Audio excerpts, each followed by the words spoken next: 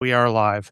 Hello, welcome to What's Wrong with Richard Rushfield. Today with my very distinguished, exciting guest, Taylor Lewis. I want to say so in my Substack, my online journey, as I've become progressively disgruntled and grumpy about and disillusioned with Hollywood. There's one group that I found, I guess about 2 years ago, was it a year and a half ago? Um, Found out with which is the folks of the film stack. What do you call it? Collective convergence. Uh, Community.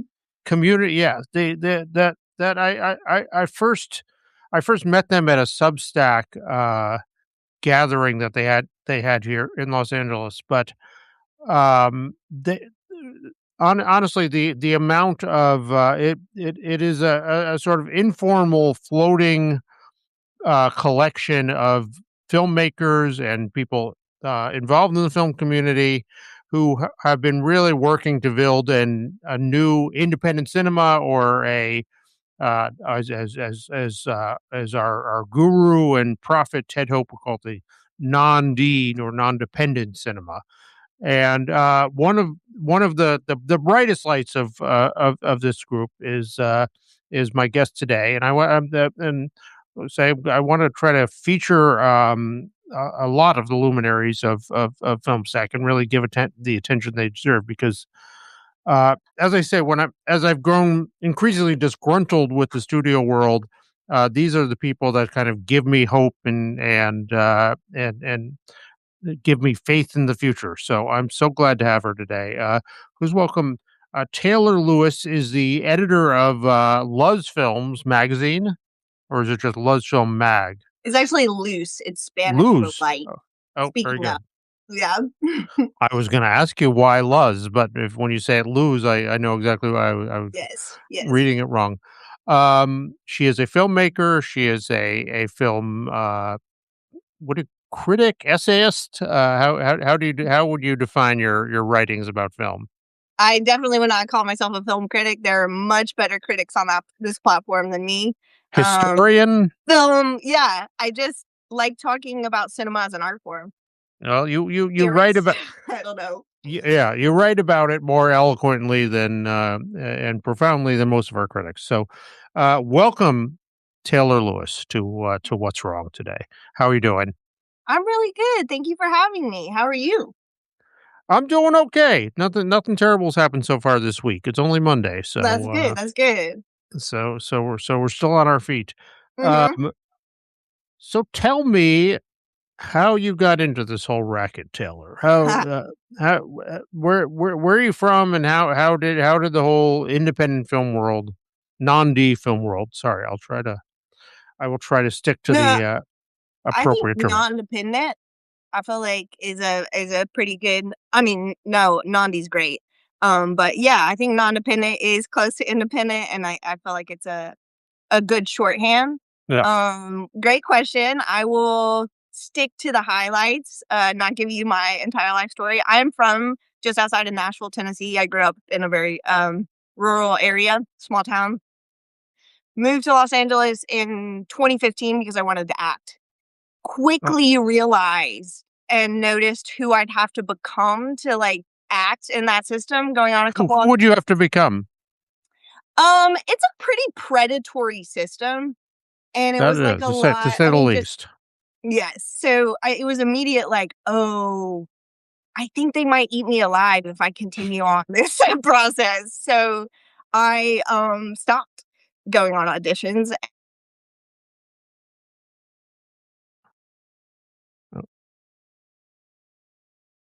Oh, Taylor. Hmm. Oh, uh, hang on. We have lost Taylor. She will return momentarily, no doubt. She was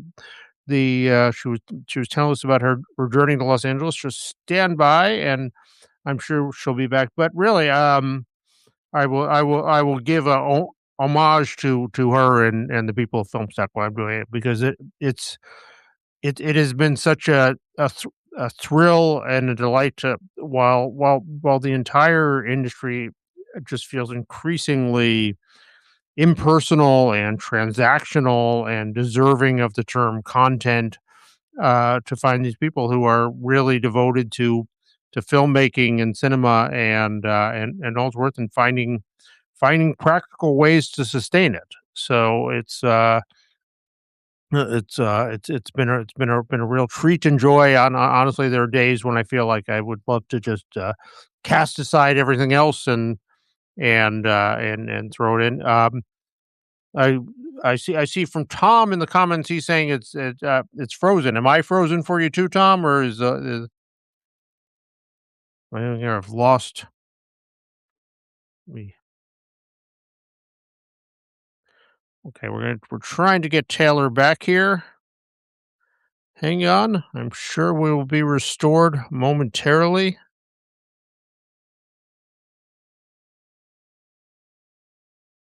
All right. Anybody take requests if anyone has a song, anything they'd like to sing?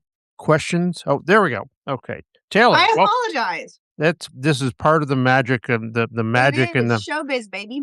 and the mystery of live video. So yeah, let's keep going. All right, and keeping it short. Yeah, moved to 2015, realized I didn't have it in me to be a part of that system. Made a couple projects with my friends just because I love acting.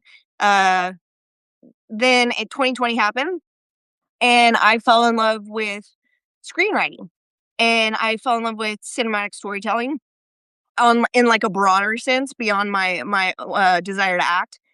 And I made a short film in 2021 where I met a director that I was just like immediately a huge fan of.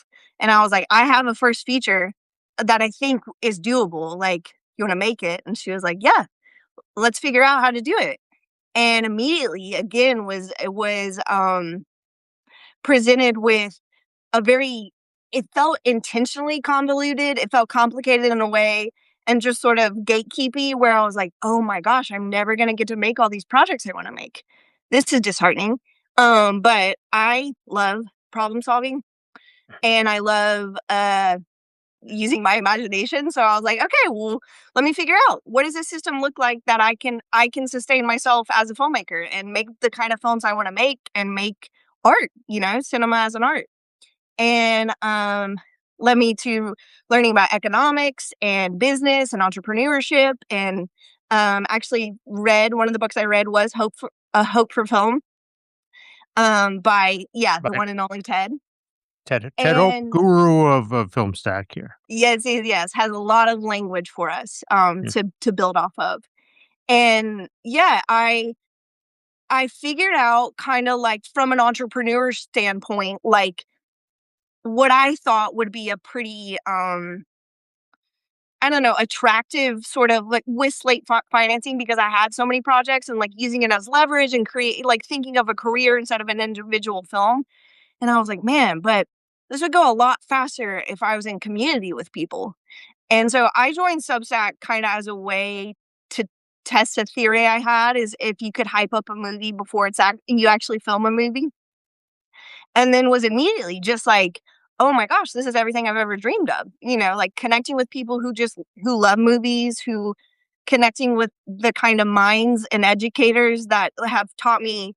I mean, it's like I definitely have gone to film school and I have not ever been to film school. And so, yeah, I just recognized immediately the value of what was happening on this platform. And it was thrilling to me, and it was something that I wanted more and more to formalize.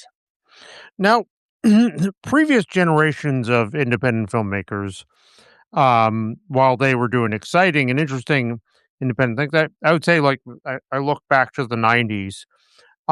As much as they were upstarts in doing something, there was always sort of this sense of they were auditioning for kind of the big leagues Hmm. for major studio projects.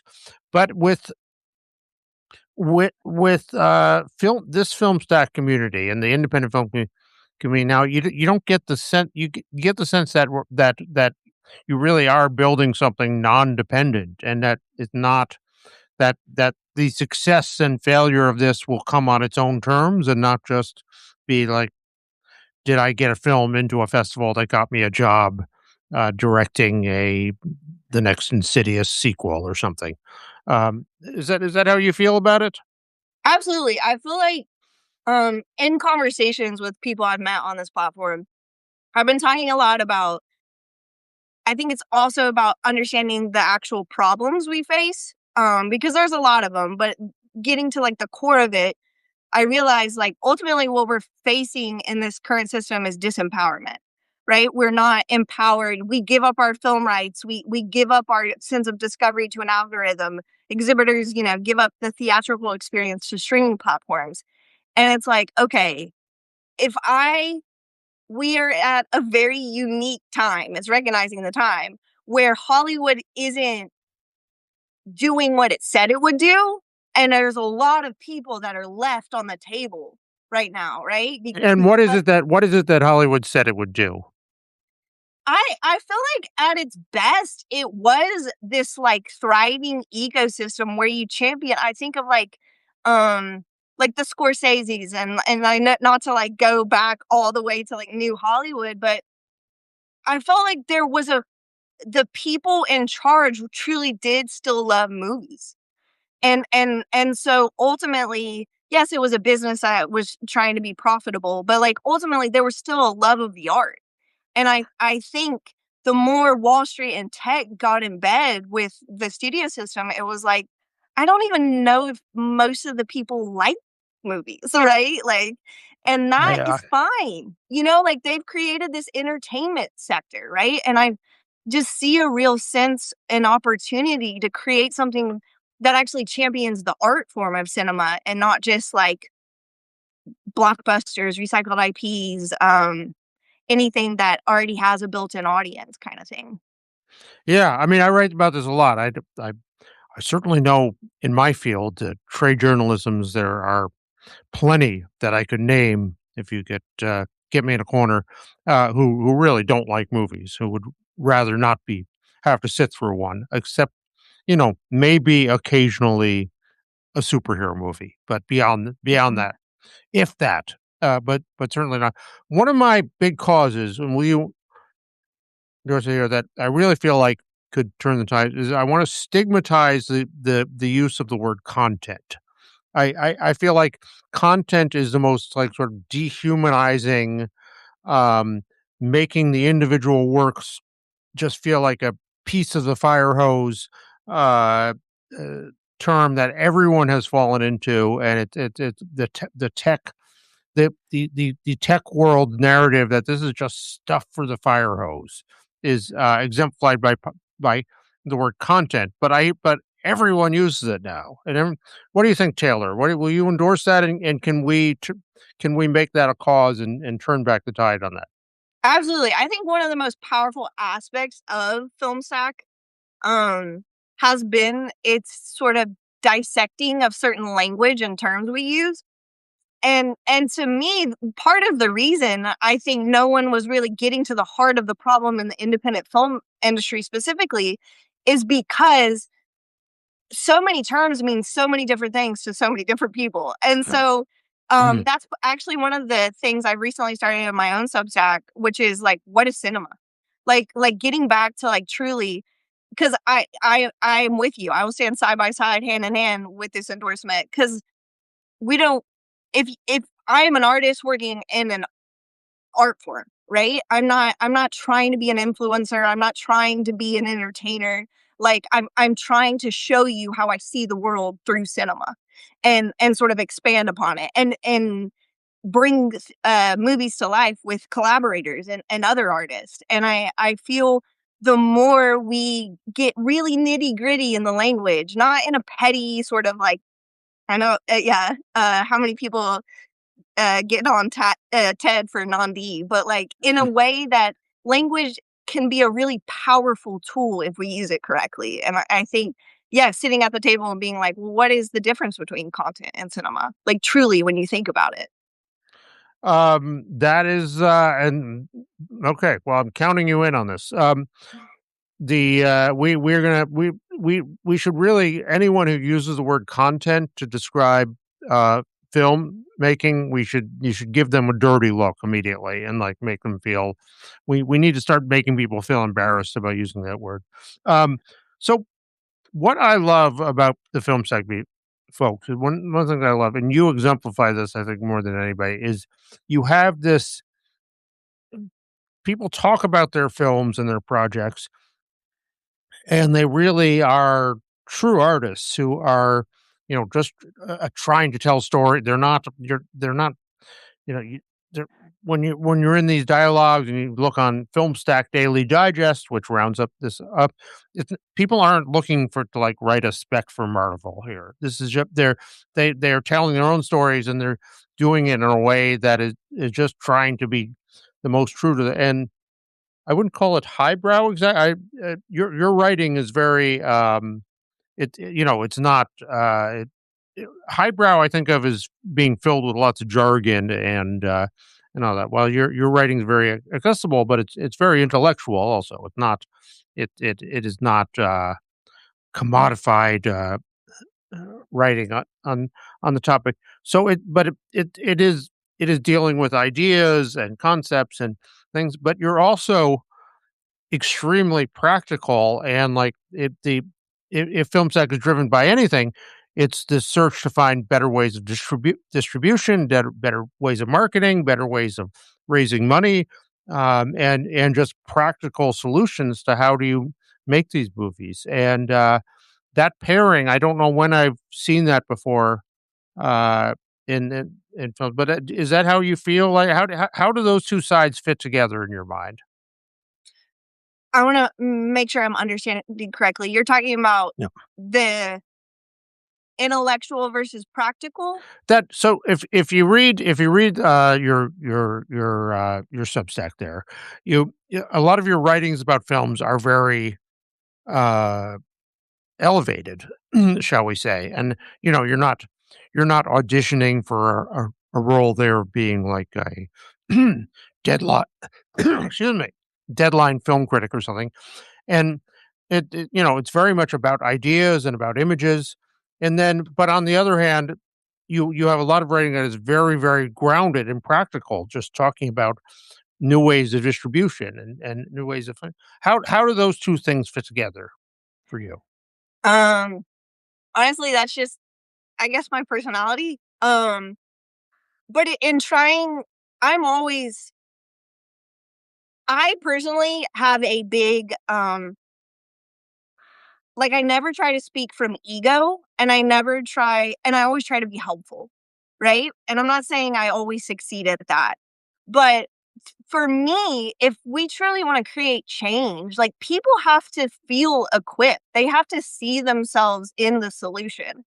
And I do kind of talk very I don't know, lowbrow, like average, because I mean, I was a waitress for, like, I've been a server most of my life. I'm not formally educated by any stretch, but I have always, I mean, completely self-taught and Substack taught, I guess. But I've always loved, I mean, even when I was a kid, my parents would be like, "Taylor, it's not, everything's not that deep," or like, "You're asking too many questions," or like, and so I think there's the redefining of what, like, on a personal, like, intentional level of what intelligence looks like, because we have so many markers of like, well, I went to I'm Ivy League educated, or I've spent all these years with experience in this, like, whatever. I was gonna say factory. I don't know where that came from. Studio.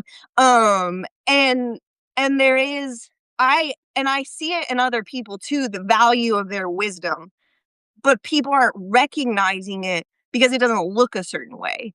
And so for me, when I, yeah, talk to you like we're friends, because I think we are, and just conversationally, it's number one, that's how I talk. Like, you can ask any of my friends that this is, and two, like, I am truly in love with the deep things of life. Like I'm truly just in love with poetry and philosophy and meaning and like searching for answers and seeing how it all connects. And so, um, But you for seem equally in love with finding ways that people can get their movie screened in different places and make that affordable and make that uh, sustainable for them. absolutely, because otherwise, I feel like I'm not I wouldn't be on the internet. I'm not talking just to talk. Like I want solutions. I want people to see the value of their own ideas and understanding and artistic expression. And I think going back to like really try like educating myself in the economics of it all and the entrepreneurship, I'm like, I actually have learned things I can share with you. Like that makes sense to me as an individual filmmaker and as an ecosystem builder. And the more I feel like you speak, quote unquote, the language of the people and people understand, and it's not like, no. One of the things I'm working on is it's really artist and entrepreneur being in the same sentence. It's like, nope. And I think that is limiting to me, they're the same, two sides of the same coin of creativity. And I feel like the more we're able to see ourselves as artists truly, which is means we search for meaning and depth, but can equip ourselves with the language and the understanding of an entrepreneur so that we're not starving artists for our whole lives, then that to me is where the power lies. Is understanding not only that I have an ability to artistically express myself, but I have a path forward um that I think is going to be profitable, like that isn't going to be just that is sustaining. Do you so what is your level of optimism that I see when I talk to you and your friends, when I see things that are happening, when I'm at the festivals, I see so much going on. So you break down filmmaking. You've got fundraising, you've got production, you've got distribution, you got marketing, um, and all these ways there are new approaches that are not dependent upon having a studio of tens of thousands of people behind you to effectively do it. But, they're not easy or easily done. But, every time I'm at a festival talking, I see people coming up with new approaches to these things and just feel like, well, these lily pads have to connect and have to create something like a new model or new ongoing models, but it's a hard slog to get there. It's not, and you also hear what people are going through trying to get their films out there in the meantime, uh, and uh, and it's very tough. So how what is your level of optimism about how this struggle is going? Um, what is this on like a 1 to 10 scale? Is this Yes, a please. like a 20? I I realized one of the things, and we've talked about this before. Like immediately when I was learning about the independent film ecosystem, I was like, oh, they have a marketing problem, right? Because people, so many of them work in silos. And as Ted Hope says, like it truly became a farm league. And it wasn't, because people need to make money. And so it became less about championing the art and the artists and more about like answering to sponsors and things like that and partners. And so for me, and the thing we've talked about is like, it's not that the work isn't getting done. It's that the more you have to create the spaces for these connections, like a film festival does, but you can't just rely on that one moment, like a Sundance once a year for the entire system to change. It's meeting after meeting and conversation after conversation where you get more and more people see that these pieces are really connected. They're not, you don't have to, and we go, something can be built so much faster and stronger, not to kumbaya it, but like if we're working together, let's not even just like my blind optimism that business is relational, like and the more we understand our own audiences and we can share those audiences with others and like educate and show that there's the work's being done. And yeah, a lot of it currently falls on the individual filmmaker because that's just the system is broken, right? And so you have to learn a little bit about marketing and distribution if you don't want to just make a film and like have it sit there.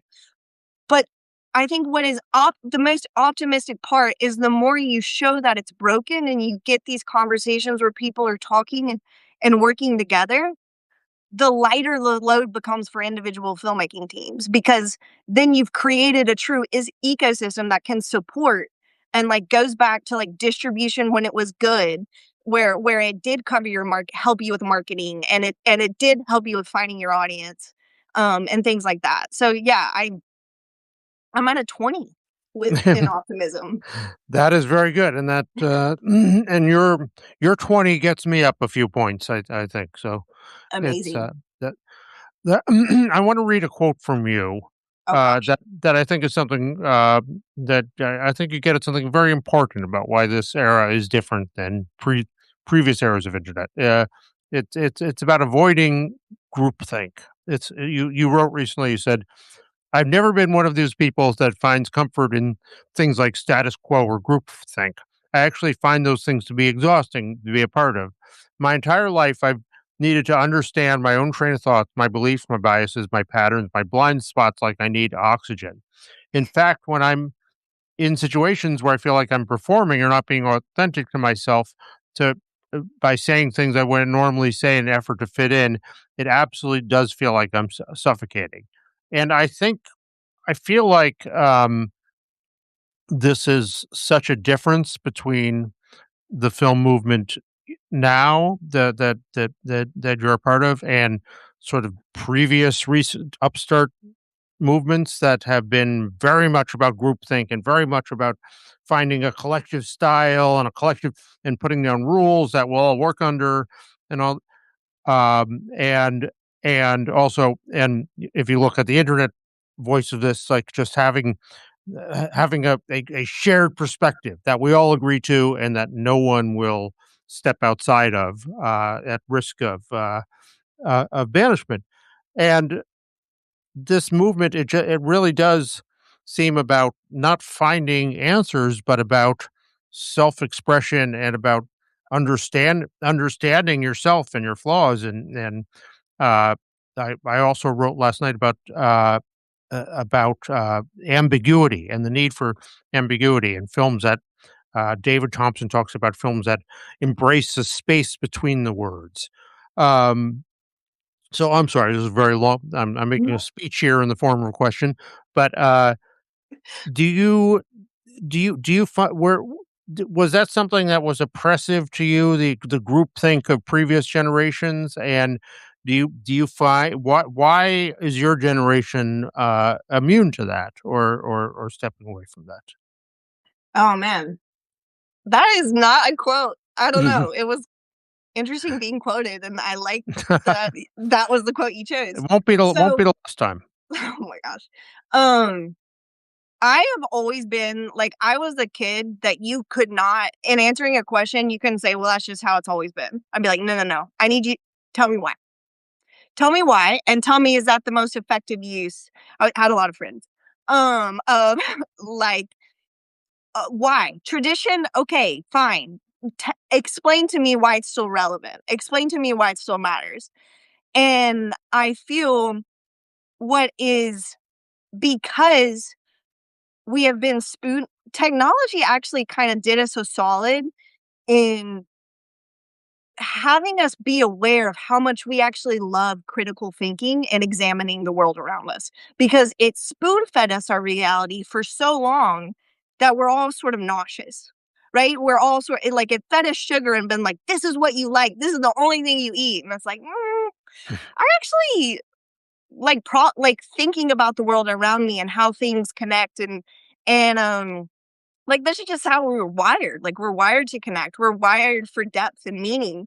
And I think when you and to quote my friend Courtney Romano, like if you try to tell me what to do, I'm not going to do it.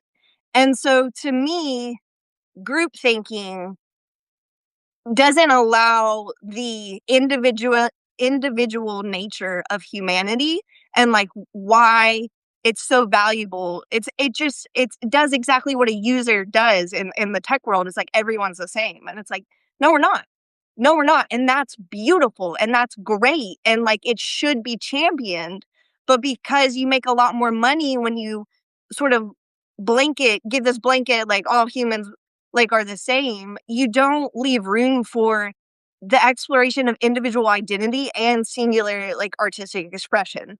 And I think to answer your question of why this movement feels a little different is sort of all the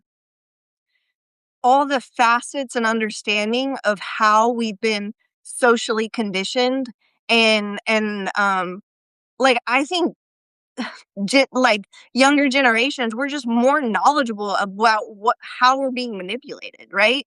And so of course you want to fight against that and be like, I actually can think for myself. Like I don't need you. I want to, you know. I like this kind of as a pop culture reference, but like I think nowhere is that found when then like Taylor Swift Easter eggs where they're like, "Oh, she built like." That's what storytelling is.